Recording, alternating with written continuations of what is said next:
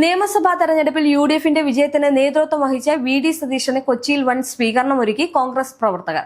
തിരുവനന്തപുരത്ത് നിന്ന് എറണാകുളത്തേക്ക് എത്തിയ സതീശനെ കാത്ത് റെയിൽവേ സ്റ്റേഷനുകളിൽ നൂറുകണക്കിന് പ്രവർത്തകരാണ് തടിച്ചുകൂടിയത്. മുദ്രാവാക്യ വിളികളോടെയാണ് സതീശനെ പ്രവർത്തകർ വരവേറ്റത്. സതീശൻ മുഖ്യമന്ത്രിയായി വരണമെന്ന ആവശ്യം വ്യാപകമായിട്ട് ഉയർന്നിട്ടുണ്ട്. നിയമസഭാ തെരഞ്ഞെടുപ്പിൽ വലിയ തോൽവിയായിരുന്നു എൽ.ഡി.എഫ് നേരിട്ടത്. യു.ഡി.എഫ് 102 സീറ്റും എൽ.ഡി.എഫ് 35 സീറ്റുകളുമാണ് നേടിയത്. കോൺഗ്രസ് 63 സീറ്റുകളിലും മുസ്ലിം ലീഗ് 22 സീറ്റുകളും നേടി. CPIM-ന് 26 സീറ്റുകൾ മാത്രമാണ് നേടാനായത്. CPI 8 സീറ്റുകളും നേടി.